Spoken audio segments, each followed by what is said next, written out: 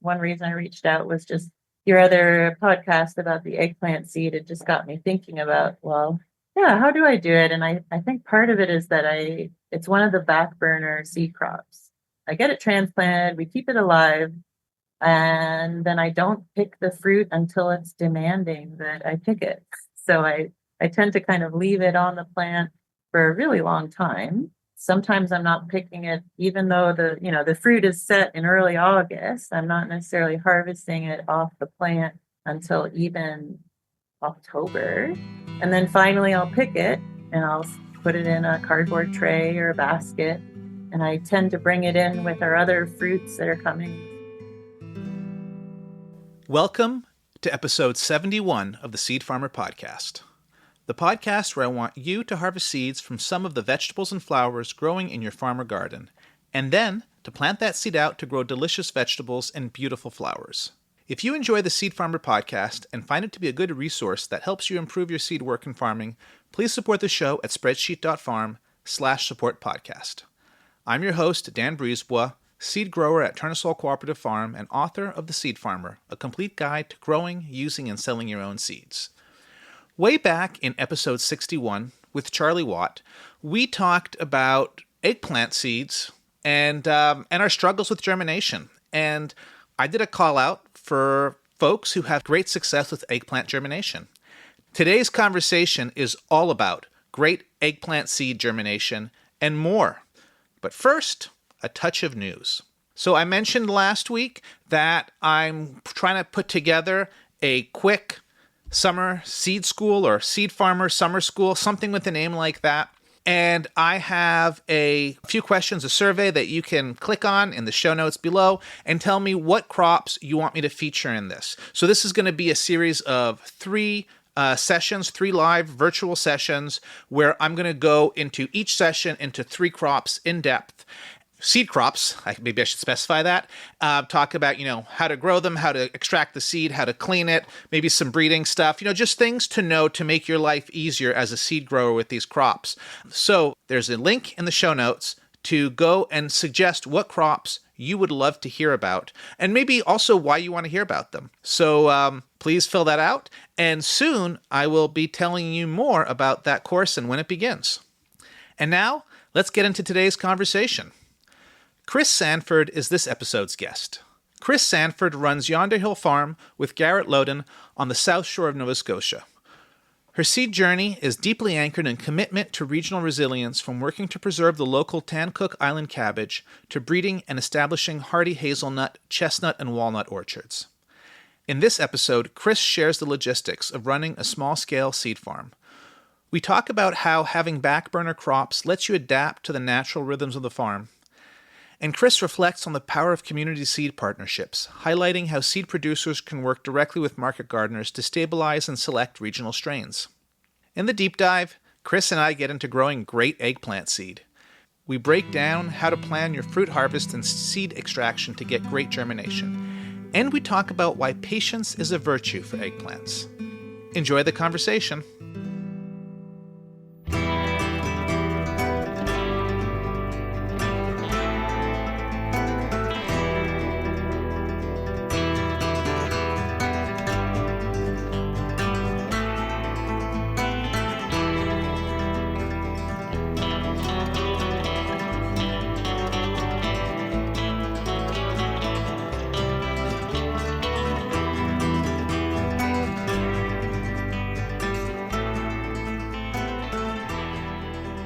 Hi, Chris.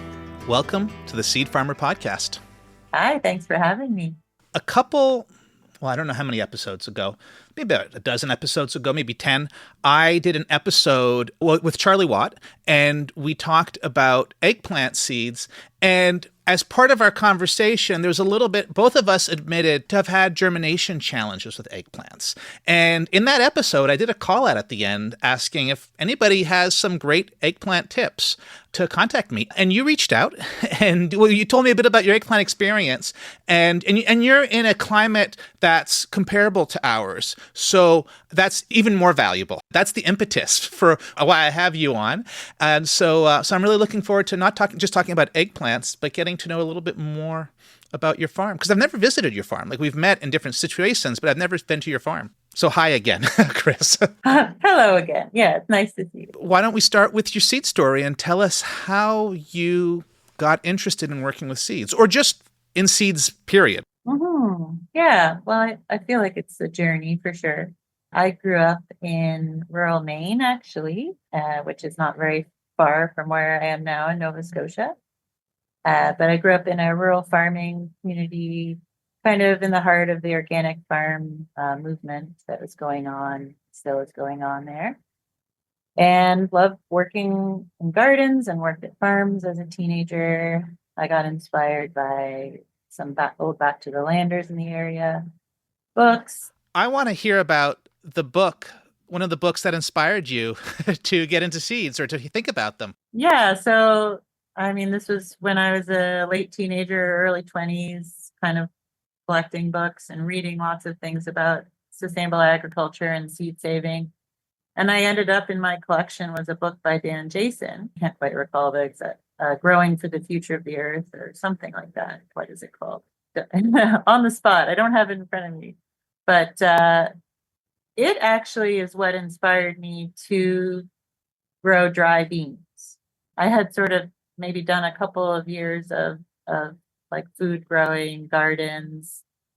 And yeah, like when I read his book about, how good your own homegrown dry beans are, it wasn't one that I had sort of had it as like, oh yeah, I want to really grow this. So I think it was my third ever garden that I had on my own. I put some dry beans in, thanks to Dan and Jason, and really, really enjoyed them. And it just, yeah, it really helped shape kind of my perspective. And then when we ended up in Nova Scotia and we were growing for Owen Bridge of Annapolis seeds, when Owen was quite young, I think he was a teenager, he did some work with Dan Jason and was inspired to start Annapolis Seeds, in part by Dan. So it was fun because Dan Jason actually came out for a workshop, I think it was in 2010, that we got to help take part in. And so it was pretty fun to come full circle and meet someone that inspired you as a young farmer. Definitely. I ended up going to university for environmental studies in the early 2000s when sustainability was the big buzzword. And I got very interested in the idea of a sustainable farm. And that to me included seeds. Like it was kind of a no-brainer as a link in sort of a sustainable system to produce seeds, or at least have a connection beyond the sort of globalized system that exists that farmers rely on. And yeah, my first farm apprenticeship, I was really eager. They talked about how they were a sustainable farm, and it was the first time, and it's something that I run into pretty much since then, is just this concept that farmers often have, that seed growing is too much extra work. So even when they sort of consider themselves as sustainable, they'll often not really incorporate seed saving. And that was really, yeah, like something that inspired me to really pursue it even more. Yeah, I met my partner Garrett at university, and we both were really interested in self-sufficiency and self-reliance, homesteading, that kind of thing, and wanted to give it a go, trying to live with a piece of land. Yeah, I worked on a lot of farms after university and gardens. I worked at an herbal apothecary, and that was really great for like my plant knowledge. And again, I was very interested in sustainability of their seeds. I would see that they had ripening echinacea seeds from their 2-year-old plantings, and yet still purchase the echinacea seeds every spring from like commercial source. So I was like really keen to like, well, let me do it for you. I'll save the seeds. They're right there curing. And it just seemed, I just was very keen and very interested always to get my hands into it. When I went to grad school, there was an on-campus farm that I was the market garden manager for. Where did you go to grad school that had that farm? I went to, it's unfortunately a program that doesn't exist anymore. So it's kind of funny, but I have a Master's of Science in Sustainable Systems. And it was at the time run out of University of Pennsylvania at Slippery Rock. And it was a small program, kind of permaculture based. had been around for about 20 years when I was there, but it was a very mainstream campus and there was some conflicts. I don't know. They sort of dissolved the program. That's a whole other story, but there was a lovely on-campus farm focused on sustainable systems, education, and research. And we ran the local farmers market. We ran a small market garden, did lots of educational programming and things. And that was kind of the first time that there was actually seed saving incorporated in the practice. They did the sort of easier things, tomatoes and beans and greens. And so it was really exciting to plant seeds that had been saved at that facility. And yeah, I was really keen to do more. I think I certainly dabbled in that a lot. And that was sort of the first time I was really doing market farming. Because I knew I always loved gardening, I always loved plants. And, you know, when you're a young person and you're exploring your interests and trying to make a living, and I found the market farming rewarding in some ways, but really exhausting in other ways. And I was really drawn to the seed saving and the propagating plants, you know, rooting cuttings and grafting and all those sorts of things. So right after grad school is when I moved to Nova Scotia to be a garden manager at a place that was called Windhorse Farm. It's now been turned over to a Mi'kmaq organization. It's called Acidulist now. But they were a really interesting place that was trying to do a lot of different things. I was essentially doing a lot of market gardening again, growing food for programming. But they also had a native plant nursery and they also had a seed catalog. And it was interesting at that time, kind of going back in time a little bit. They had dial-up internet. They had a really nice website, but the seed catalog was like a PDF that people had to print out and fill out and mail in. And they were doing seed selling and seed production from the interest of sustainability and not seeing it happening in Nova Scotia at that time. It was 2009. And the only other seed producing kind of company in Nova Scotia at that time was Annapolis Seeds with Owen Bridge. And it was in its second year, the year that I was at Windhorse.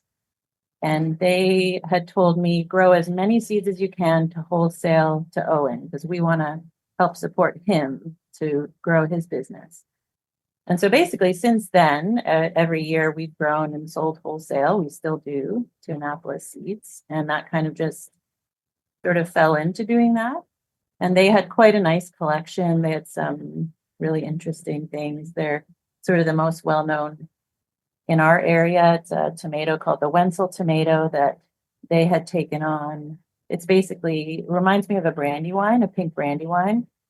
But it was saved, the seeds were saved from the earliest fruit for 50 plus years. And it's an amazingly early beefsteak. It ripens with cherry tomatoes outdoors in our farm. So it's a really unique, special kind of heirloom. And it got me really interested in local heirlooms and preserving more and more seeds. And during that season was kind of when I really discovered my interest and honed in on what I really wanted to do, that I loved propagating plants, seed saving, etc. I felt a lot more passionate about producing seeds that enable people to grow their own food rather than producing food for people, just my own personal interest. So I started continuing to grow for Annapolis Seeds Wholesale. We were sort of renting, living in the area for a couple of years after that. And I grew a big garden and grew seed crops and sold to Annapolis Seeds. I got into hand pollinating squash around that time. And then we signed the papers for our farm in November of 2011. We've been here since then. And so we've been doing seeds ever since on this property. We kind of realized that it wasn't quite enough to make a living only selling wholesale to one small seed company. So we started branching out to our own retail. First, it was like at live events and in seed racks. I think that was around 2016. we first launched our website in 2019. And yeah, through the early years, we had connections with the Bauta Family Initiative, which I know you're familiar with.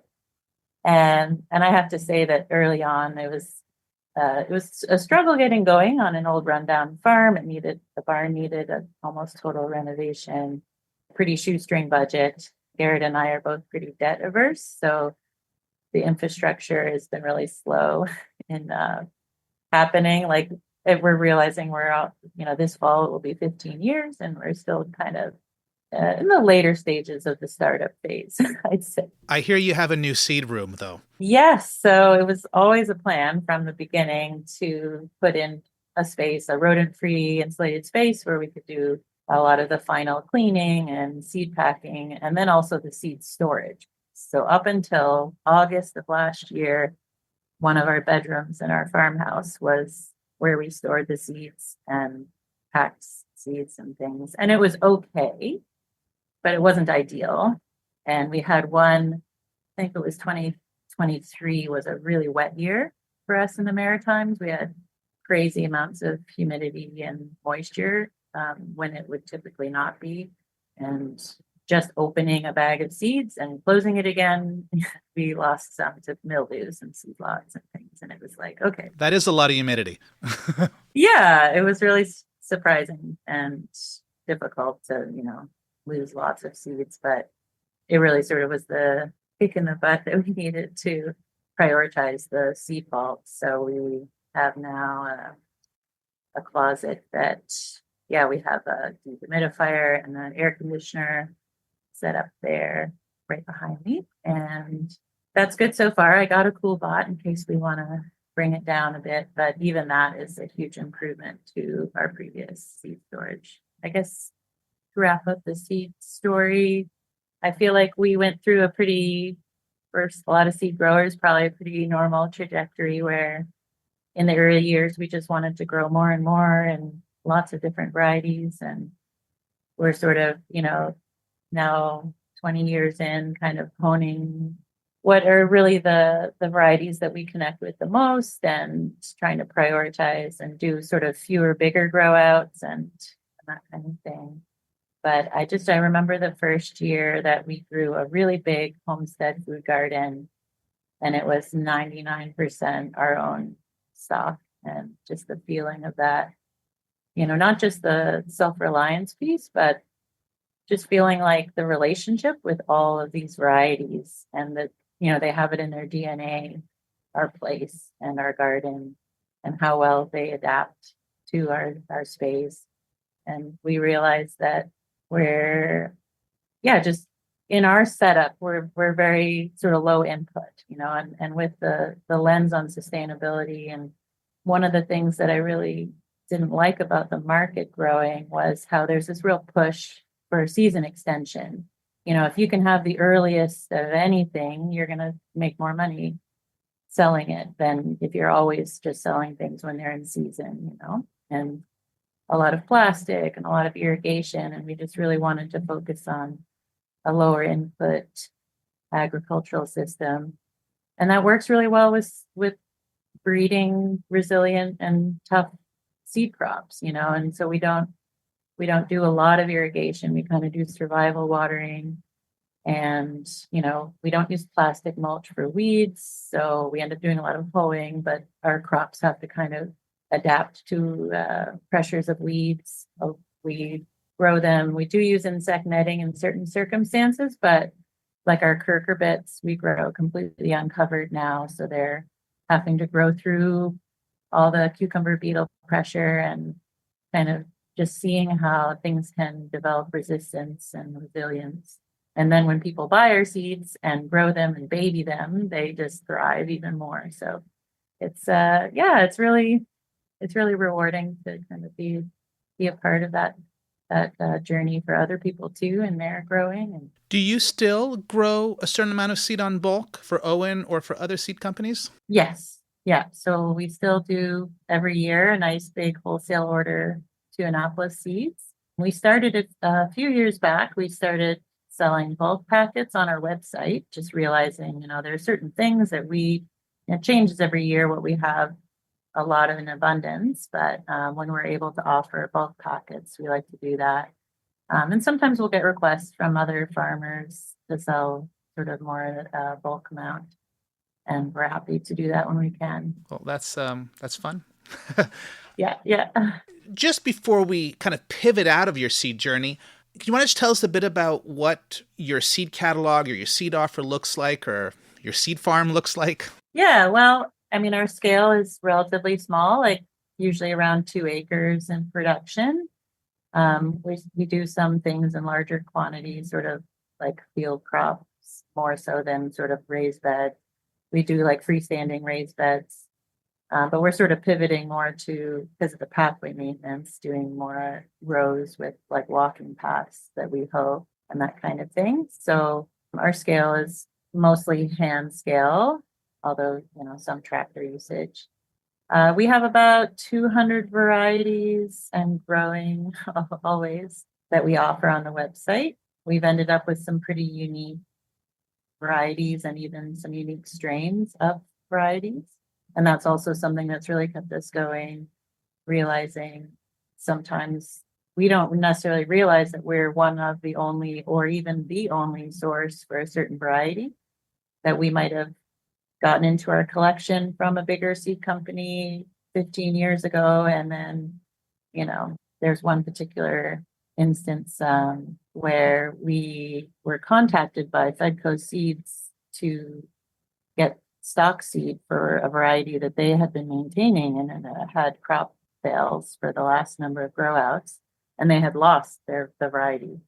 And it's apparently then we're the only ones that produce it. It's called Squisito spaghetti squash. I think that Owen and Annapolis Seeds has since also done a grow out, because we're just trying to, it's not a great feeling when you realize you're the only one. Puts a lot of pressure on you. But yeah, we have quite a range of vegetables, some annual flowers, herbs, and we're interested in grains, like small scale kind of, homestead scale grains, looking at hull-less varieties, things that would be easier to process at home. We're still doing a lot of trials with different wheat and barley, but we do have on our website, we've got buckwheat. We have Tartary buckwheat, which is apparently a superfood, very interesting. We get a lot of interest for that one. Oats, and we have some corn. We have a few varieties of field corn that we rotate through.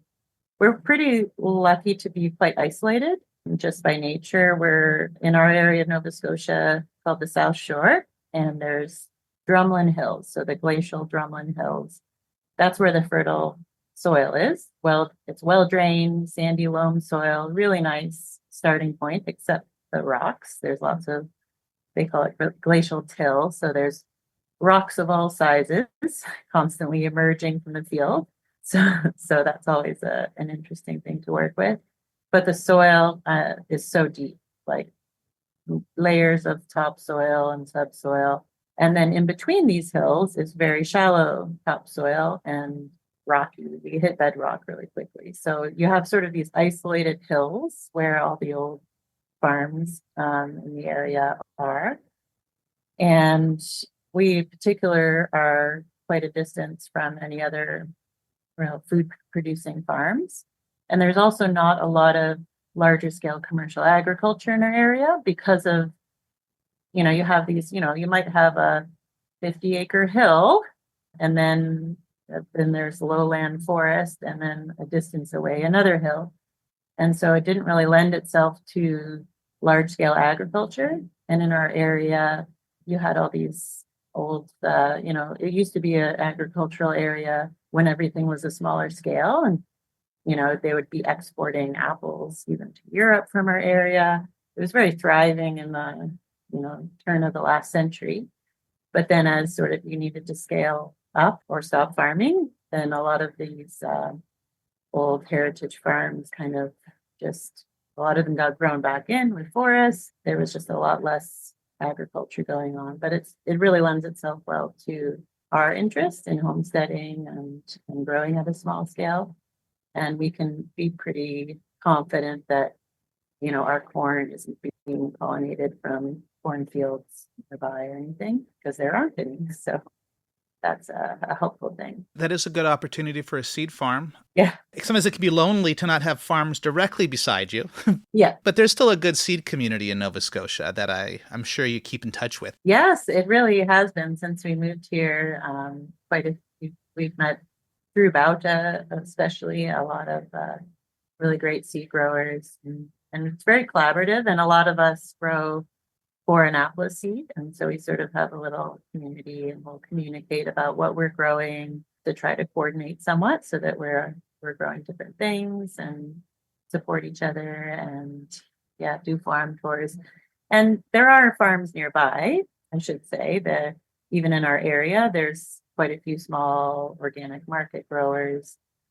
Just down the road is Springtide Farm, actually, which was founded by someone who worked for you, Rebecca McGinnis. She and her sister. How far is Rebecca from where you are?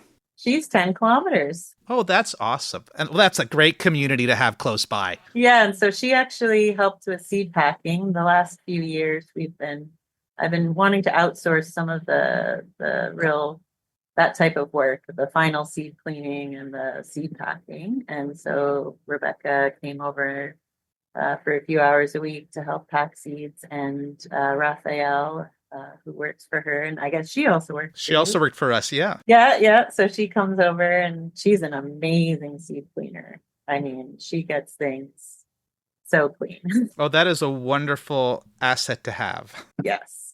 So they're interested in seed growing, and they're actually going to be a host for one of our radishes second year grow out this year. So it's really nice to have those sorts of relationships. And when I get into talking about the cabbage, we worked with a local market grower to help us with the grow outs and the storage, cold storage, until we had our own cold storage. So why don't we talk about the cabbage now? Okay, sure. So you wanted to tell me about a cabbage? Yes. It feels like there's 2 or 3 topics that we could put into a deep dive this episode. So we'll just see where we go. But why don't you tell us about the Tancook Island Cabbage? Yeah, so it's kind of become a bit of a flagship for us.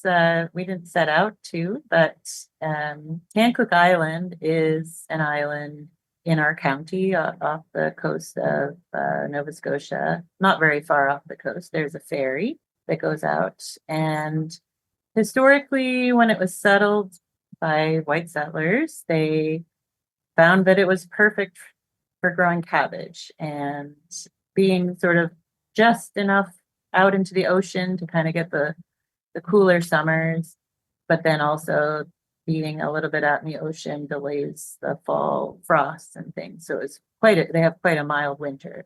And so there was an interesting kind of blend of fishing and farming that happened. It's basically a drumlin hill again. So it has this like nice soil, and yet it's of course coastal. So Tancook Island became quite famous for a type of boat called a schooner, the Tancook Island schooner, that was a dual purpose fishing vessel and cabbage hauling vessel.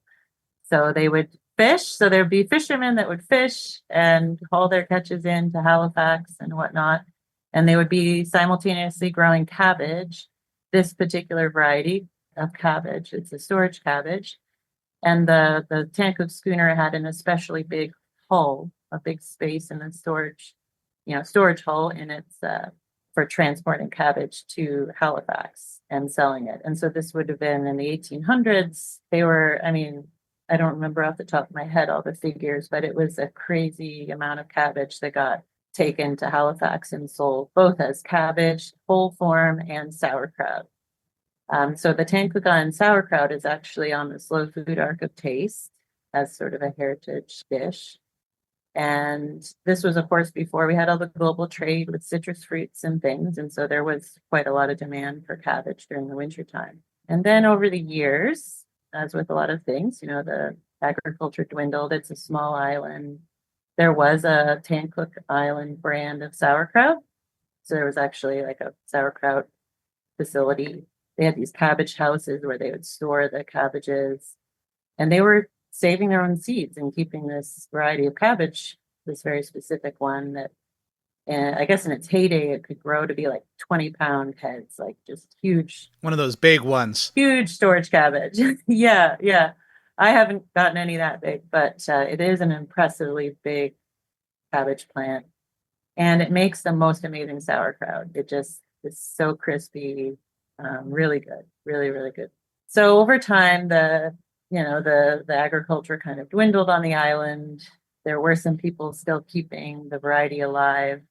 In the 1990s, deer swam out to the island, and that pretty well killed the last of the fields of cabbage because they became a really big problem on the island there. And so there was not a lot of the seed left. And I guess that someone from the island donated the seeds to the Seed Savers Exchange somewhere in the late 90s or early 2000s. So the Seed Savers Exchange has it in their collection, but then that was kind of it. And we ended up with the seeds in 2015. A friend of ours went and did like a edible plant walk, like a wild edible plant walk for the local school. There's still an elementary school on the island. And they gave him a gift basket of, here's some things from Tancook Island. And it included a little packet of seeds. It had about 50 seeds in it. Was that a Seed Savers Exchange pack? No, that was the original. That was the original seed. Like, so 25-year-old seed? I think it might have been 10-year-old or so when I got it in 2015. Someone had been keeping it going, but they were getting older. And, obviously with cabbage seed, it can store. So they didn't have to do a grow out every few years, but so whoever had donated it, there was a handful of people that still were growing the cabbage and saving the seeds in the old way. So we ended up with a packet because our friend thought of us. And I had always thought that when I got into cabbage, I'd go for a red cabbage because I like how the white cabbage butterfly, they don't seem to bother the red cabbage as much, or the caterpillars get eaten by birds or something. So I hadn't really thought I'd go for a green cabbage, but I thought I'd give it a go because it was this locally important heritage variety. I also found out that the folks on Tancook Island had connected with this, there's a farm museum called the Ross Farm Museum in our area. It's like a living history museum with like agricultural stuff going on. And they went kind of from, 0 to 100 because they went from saving a few bean seeds to doing cabbage, which is kind of a leap in. Yeah, that's not one of the ones I recommend to anybody to get into unless they're really, really keen. Yeah. So I got connected with the fellow who was kind of championing he was the site manager for quite a long time. And he had been very much trained by the folks from Tancook Island on exactly what to do. And they had managed to do some a few grow outs of cabbage, but they were doing really small populations, like really less than 10 plants. So anyway, I grew my 50 green cabbage seeds, and I very luckily had fairly good beginner's luck with cabbage because that was my first go at saving cabbage seeds. We managed to store over, I think, about 20 plants. Maybe only 10 of them made it through the winter, but I planted them in we have an unheated hoop house that's a 20 by 50 that we do a lot of kind of the seed crops that we feel like are the most precious, or we don't want to let them get rained on, or, the biennials that need a head start in their second year and that kind of thing. And I ended up with 70 grams of seeds from 10 plants. And I swapped seeds with the Ross Farm Museum. The next year I grew them out, and our seeds looked the same. And when you say swapped seeds, what I'm guessing is that means you took some of their seeds to bring some of that genetics in. Yes. So you don't just have your 10 plants. Yes. Now you have another 10 plants in that history. Yes, exactly. And I also just, wanted to see what their crop was looking like. So I was able to grow them out side by side, and they were nearly identical. So I just mixed them all together. And at about that time, I realized, I felt like, yes, I'd been growing cabbage for a number of years, but I felt a little uneasy about the population being low. And I really wanted to make sure that we had a big population, hundreds of plants to be choosing from. So I partnered with local organic market farm, Pleasant Hill Farm, and they're in our area, and they're so good at growing cabbage. They just have it down. They're been doing it for so many years and really knew how to do it well. So the first year I did the transplants and I brought them over and they planted them in their system, grew them beautifully, really beautifully.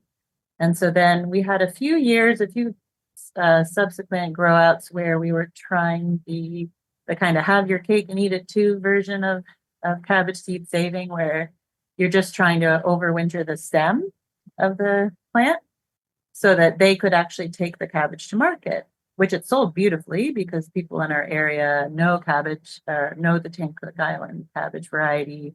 So they were able to sell it by name and market and make it worthwhile for it to take up their field space. And it was really good because we were able to go and sort of handpick and flag our individuals for that overwintering to produce seed. And we were able to do like between 100 and 200 plants.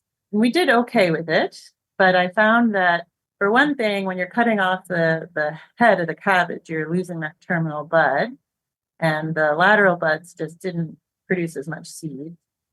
So it was good for getting the genetic diversity up because we had, 100, 200 plants all blooming. So I knew that was really good. But we found that we had a lot of demand for the seed. It became, in some years, it's been our best selling variety on our website. And I was struggling to get more than 100 grams of seed.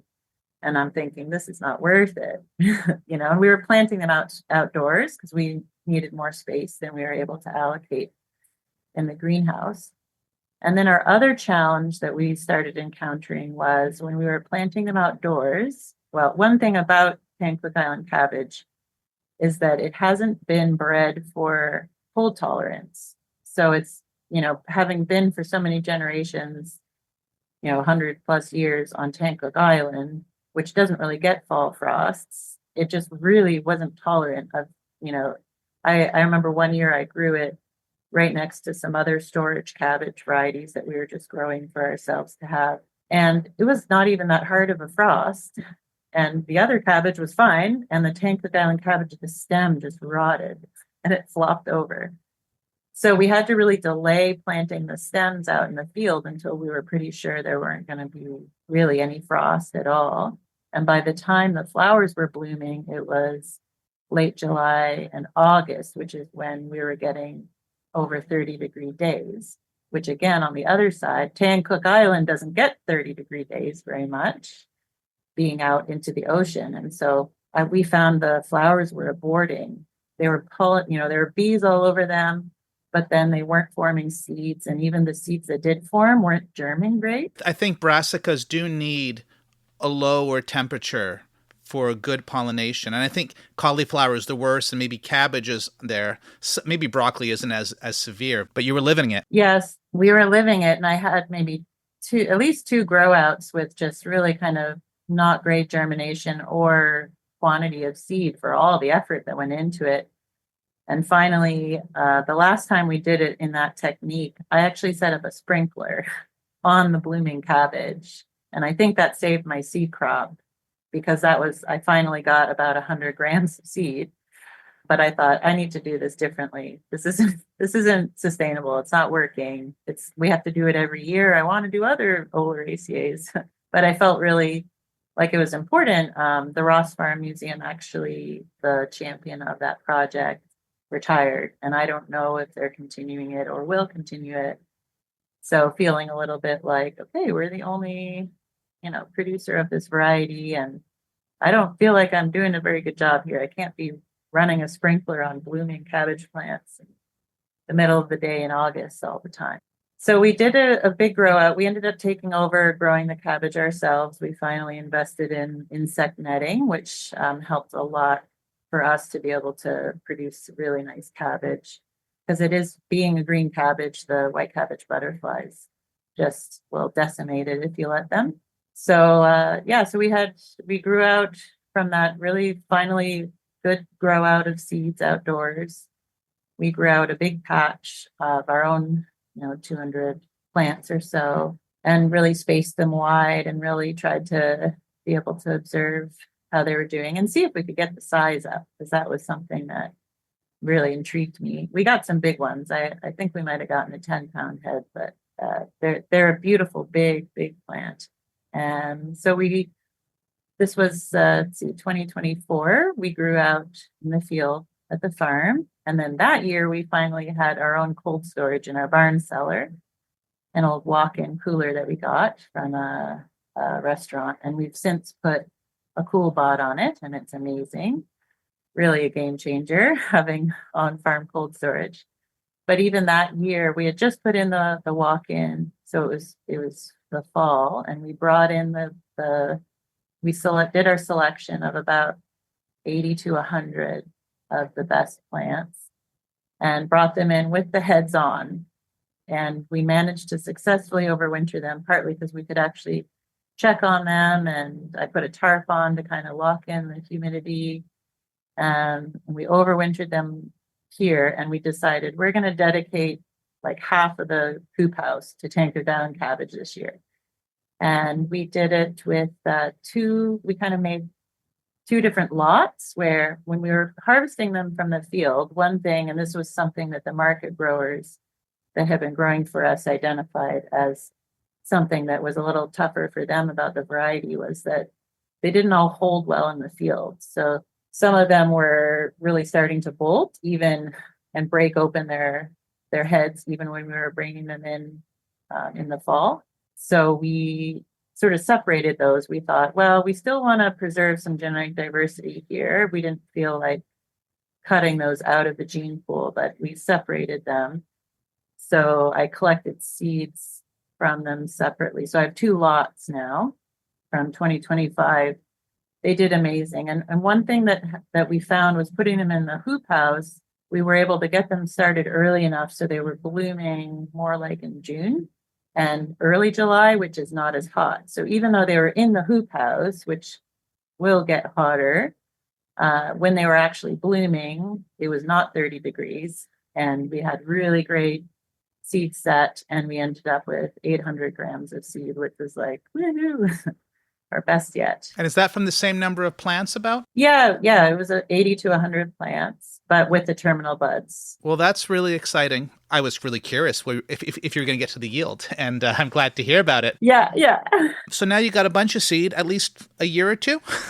We'll see. Yeah, I think so. And I'm really curious to grow out the different lots and see, because it really did kind of bloom separately too. The first bolting ones were blooming way earlier than the heads that held better. So there's, I'm sure, some crossing between, but it'll be interesting. And I also reached out to the Seed Savers Exchange, the person that coordinates their cabbage grow outs, and I got actually some of their seed of Tancook Island cabbage, so I can kind of compare, how it's been in their rotation for at least 25 years. I mean, they don't do it every year, but yeah. So I'm just very interested to see how things go. And I'm very into championing it as a variety to get out there to other seed producers, nudge, nudge, in case someone else wants to take it on too. Because it is a very impressive cabbage, and fallen in love with it.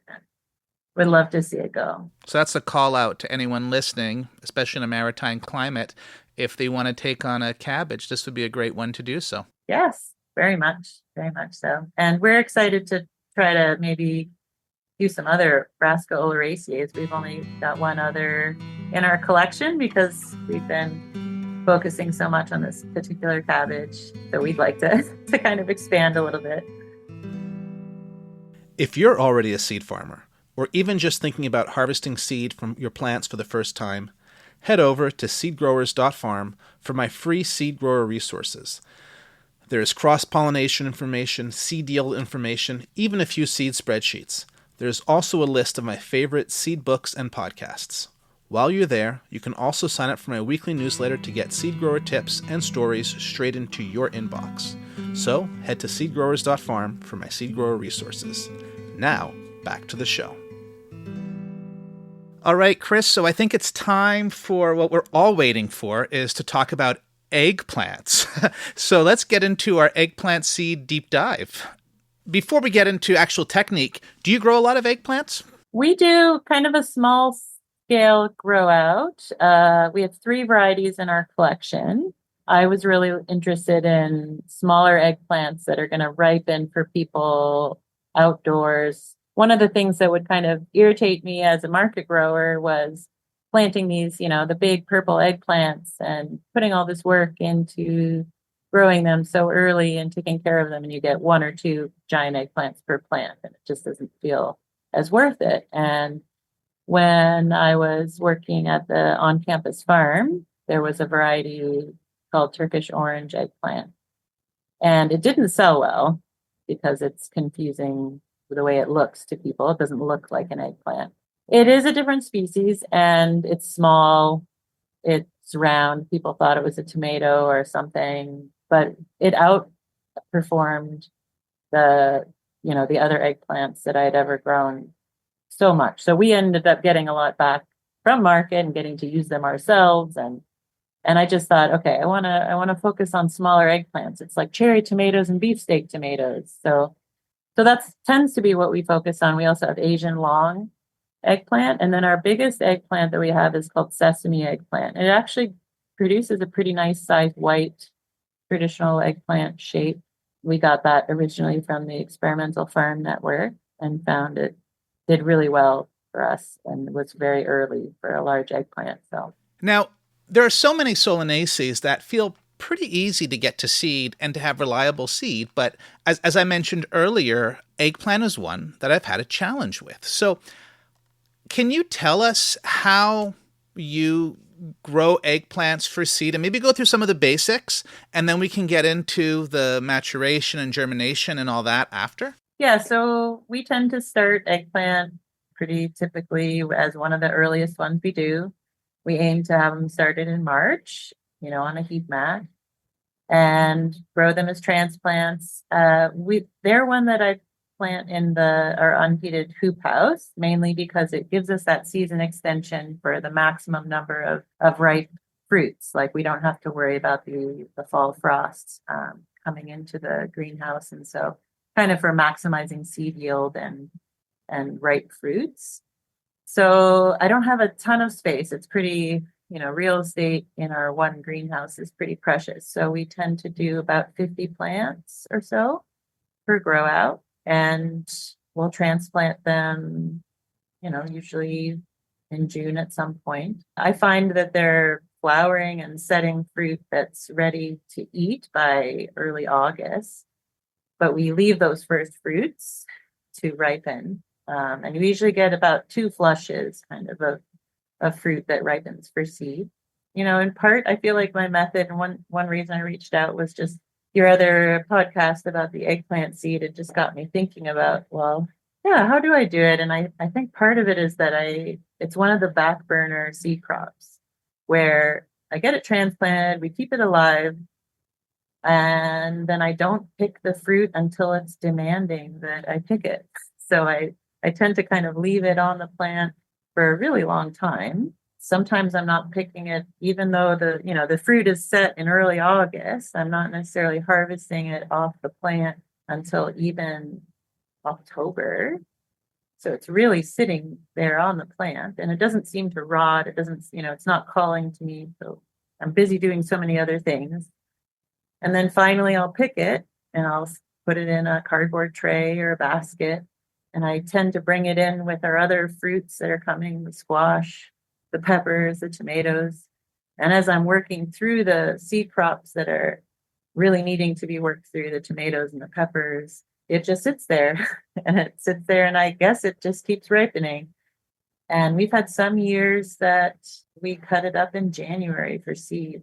It's like it sort of wants to store just like a squash. I mean, it just it moves around with the squash. Like we might have it in the greenhouse for a little bit, kind of getting some more sun ripening. And we have a sun porch, but then that starts to get too cold. So then now we have our seed workroom.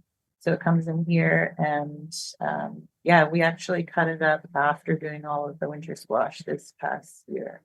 So I feel like we've had really good germ, and I wonder if, it reminded me of how with winter squash, if we have a squash that we pick and I do a lot of hand pollinating. So each fruit is sometimes seems so valuable, and it might get a bad spot and it starts to rot, and it's October and I cut it up and it looks like it has good seeds. And then I set them out to dry and the seeds kind of wither up. That sometimes happens with squash. And I have to keep telling myself, like, don't even bother trying to save seeds from the first fruit that goes bad because they're not going to be any good. It feels like the squash seeds really need that time, that extended time ripening, especially the storage squash, in order to get good, viable seeds. And the eggplant just kind of seems the same to us in a way, where I feel like that post-harvest ripening, I never really thought about it until your podcast that I heard, but I was thinking like maybe that is actually really doing a lot to just sit there in the fruit. I mean, the fruit doesn't, it just stays rubbery and intact that whole time. So we don't tend to address it until it's really demanding that we do it. So you're just listening to this podcast, these two seed people talking away. And then when they talk about challenge with eggplant germinating, you're like, oh, that's one of the easy crops. I don't have a problem with that. So it is interesting what you say, because some of the advice that, so I've had good eggplant seed germination and I've had not good eggplant seed germination. And I've never been able to quite pinpoint what was different. Some advice I've been given has been about only leaving a few fruit per plant to mature. And we've been doing that mostly. And for some of the big fruited ones, you can get a lot of seed off of that. But if you're doing some of the smaller, narrow eggplants, you don't get a ton of seed off of those if you're just keeping 2 per plant. You know, there's so much more opportunity. Sure, you can eat the others. But it does feel a little bit that this idea of saving the first ones, maybe it's not so much that by trimming the other fruit, you're giving more energy to the first ones, but rather you're clearly letting the first ones last a long time. Because a lot of seed will keep maturing in a pod or in a fruit, and it doesn't have to be on the plant. There's so much stuff inside that fruit to keep nourishing it. So what I'm hearing, or what I'm guessing, is just patience and not being early. Yeah, and I think, I guess it's like I wouldn't say that it's like, oh, that's the easy one, but it's just like, oh, it reinforces that I don't need to be in a rush with this one. I mean, sometimes I feel like it's like I leave it to the last because it's not glaringly demanding that I deal with it. And I could see if you're growing at a scale much larger than ours, you just got to work through your seed crops and try to get them processed quickly. And so it would be very tempting rather than sitting there with bins and bins of rubbery eggplants sitting around to try to process them quicker. And maybe flagging your earliest fruits, and then that would enable you to identify which ones had been the longest on the plants.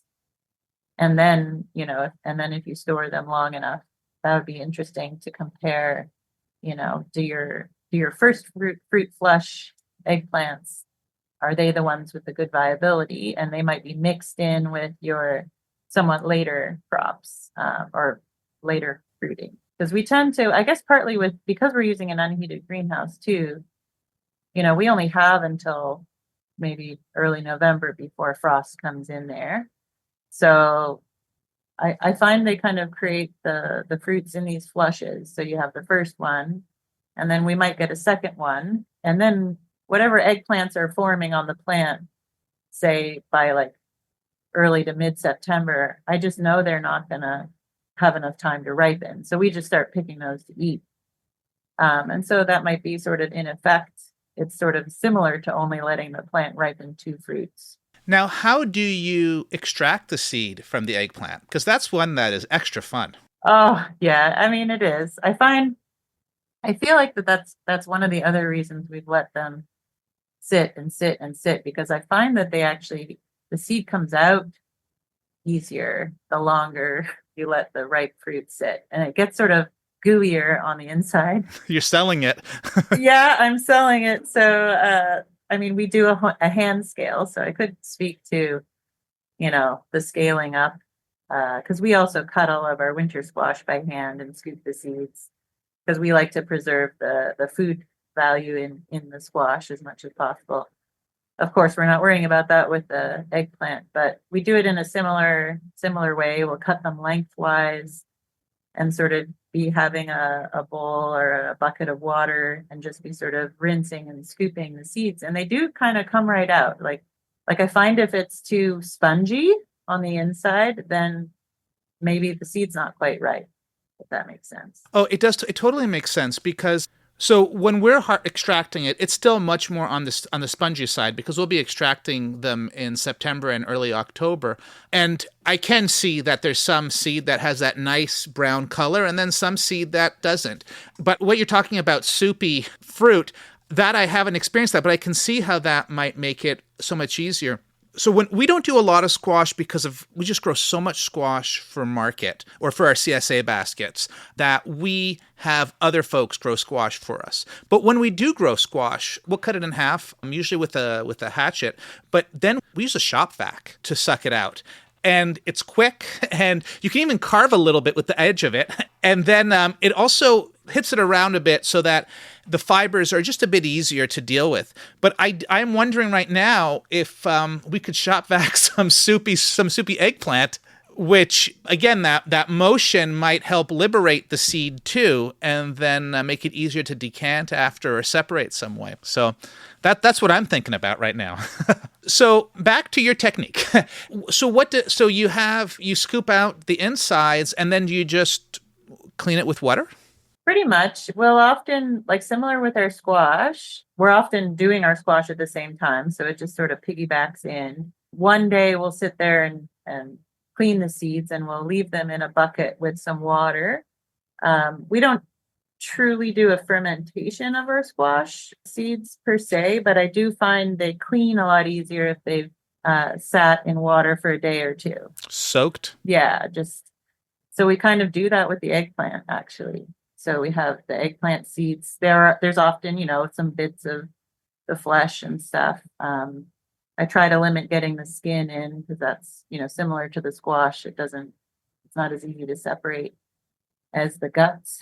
And so we have them sit in buckets with some water for a day or two and then rinse with a sieve, rinse them as clean as we can, and then lay them to dry, often on a tray, like a baking sheet or something.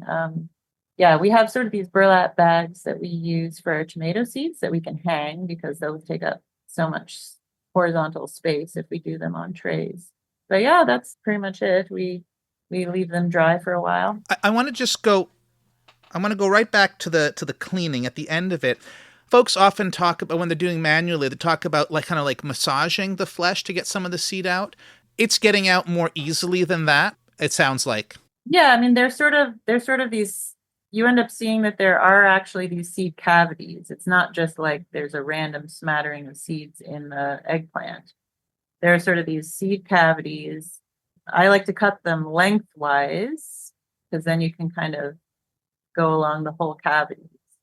And I don't know how many are in each eggplant, but you sort of can, you end up having to kind of pull them out with your fingers for sure and rinse. It's nice to be working in water so that you can kind of rinse them clean.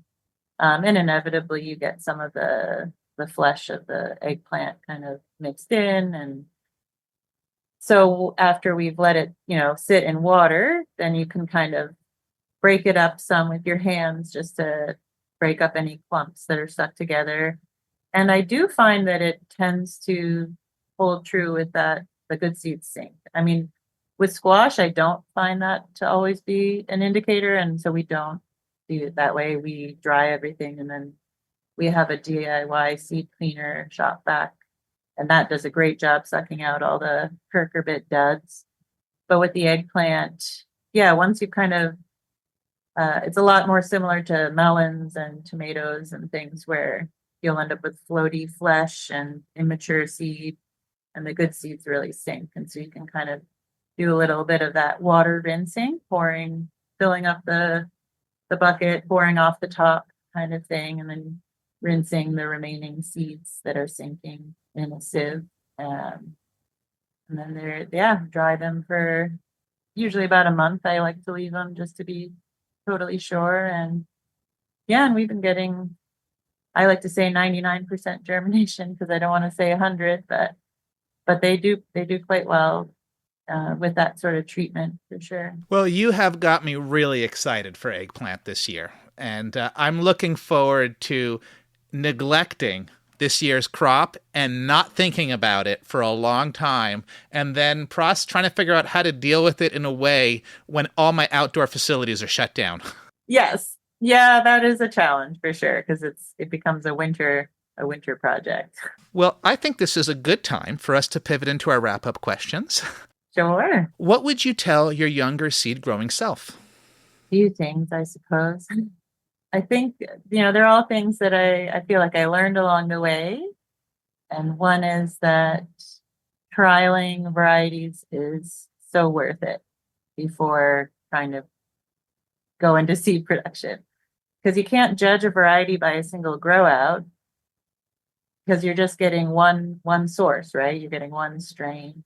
And sometimes you can get excited about, oh, I want to try saving this kind of seed, and then you might end up with a strain that's not really quite worth it. Or I feel like we've gotten so many valuable varieties when we've taken the time to just have a year of trialing. Like that's all we're going to do is we're going to try. We want to do this crop, and so we're going to get source.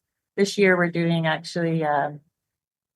I'm kind of excited to try some red Brussels sprouts, kind of in that vein of I've been interested in doing red cabbage, red Brussels sprouts. And so we got I managed to find 3 different open pollinated Brussels sprouts that are red. And so it's just so worth it. So that's one of the first things, because I feel like I wasted growing seasons trying to work with a variety that wasn't really worth it for us. And kind of along that vein is like sometimes having a season of doing less will get you farther ahead. Oh, you bet. Oh, man. That is good advice to your younger self. Yeah. Just in general, not just seeds. Yes, I know. It's just a life lesson, right? It's easy to get in over your head and get stretched too thin and just, yeah. So, well, there's one that I'm still learning, which is not to be so heavy-handed in seeding. Because when you're a seed grower, you've got a big thing of seeds and you just take a pinch to plant. That ends up, I've accidentally grown like 100-foot beds of tomatillos and wondered why. What would you say to market growers to inspire them to start growing seed? I would say, first of all, if you buy an open pollinated strain or an open pollinated variety for your market garden and you go, wow, this is an amazing variety. It's so worth holding on to that strain because you might not get it again. I feel like some of our best performing seed varieties are just kind of ones that, we brought into our farm and they happen to be amazing. Just somebody did a really good job with that, stock seed, with that breeding. And so if there's something you like about a particular variety, it could be worth finding out how, it might not be as hard as you think to save the seeds. Like we have a really great strain of sugar snap peas. It just came to us in such good shape, really uniform, like really great. And you just leave the end of the row and then you get some seeds, And I think also the amazing on-farm adaptation that happens and the connection you build with varieties is really worthwhile. A lot of times the impacts of saving your own seed, you can see even in the next generation. I remember the first year we did carrots and I did you only save the straight carrots. Don't replant crooked ones. And the next year it was like, oh my gosh, they're 98% straight, like there was so much less waste.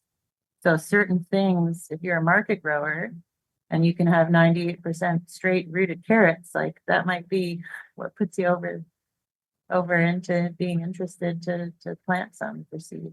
And I would say one other thing is if you're still feeling uncertain about doing it yourself, I still think if you can partner with a local seed grower, like I think about a lot of these awesome connections we've had with other local market growers where we're the seed grower, but they've helped us and we work together.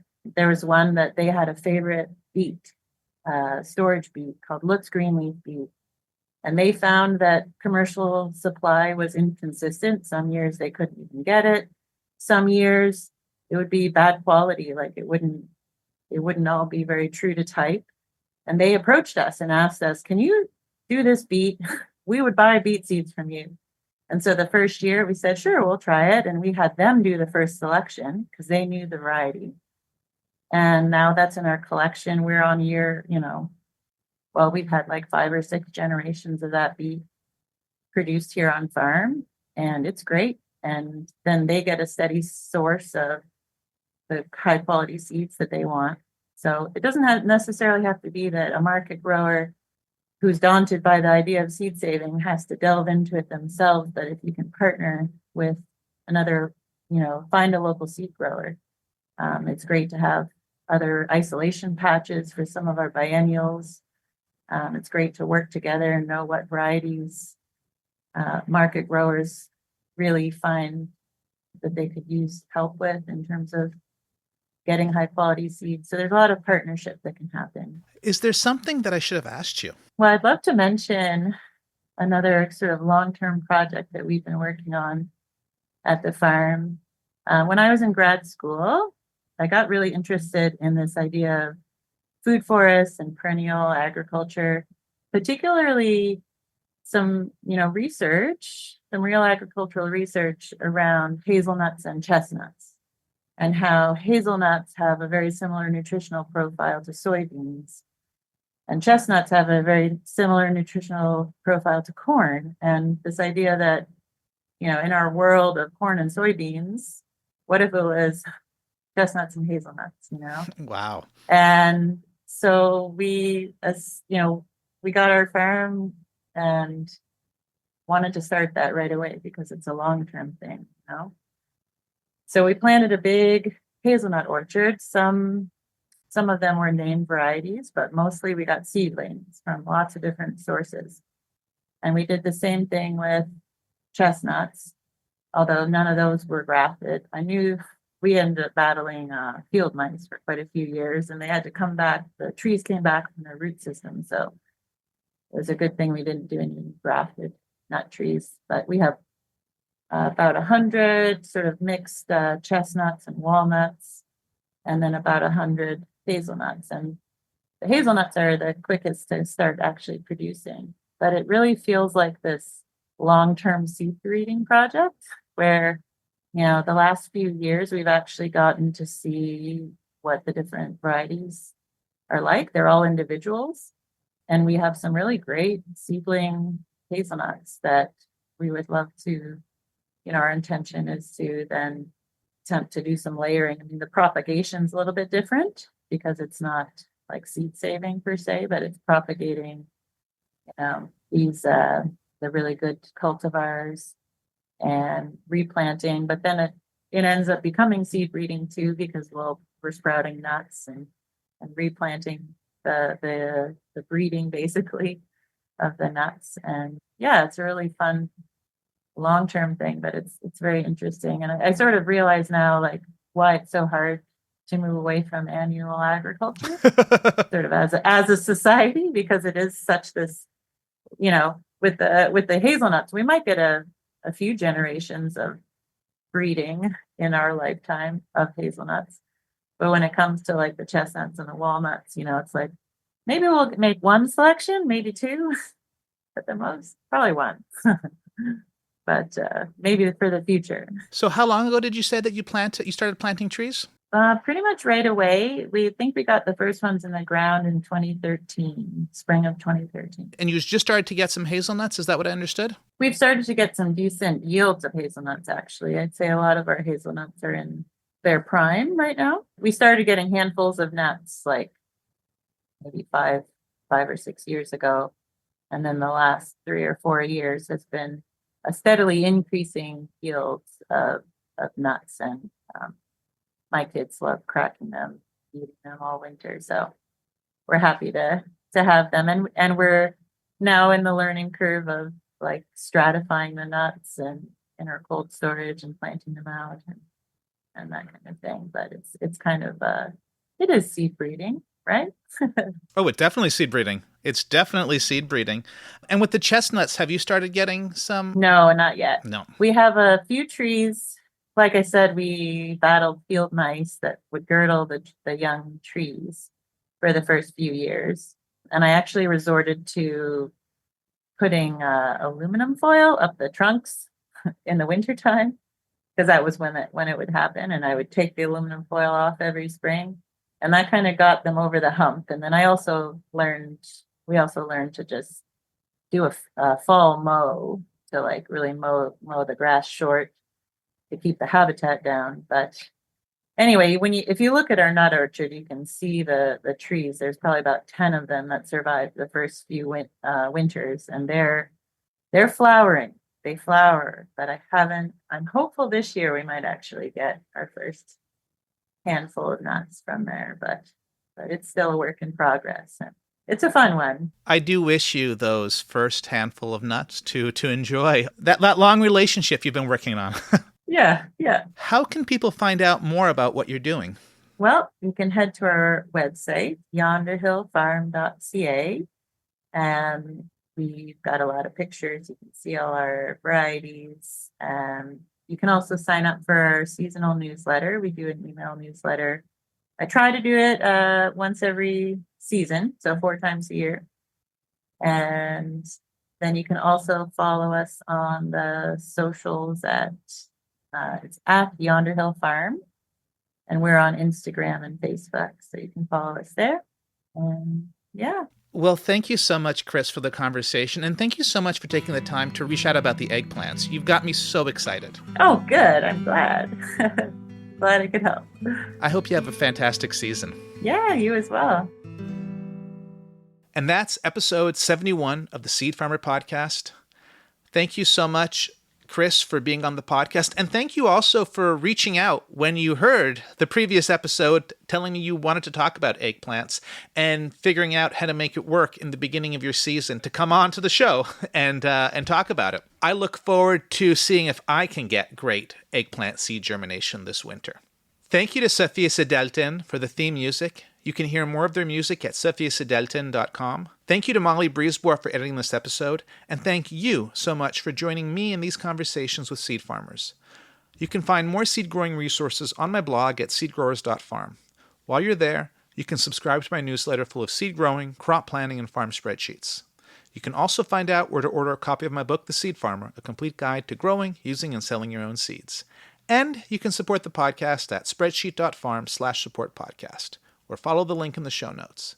If you haven't already subscribed to the show, now's the time. You wouldn't want to miss the next episode. Until then, happy farming.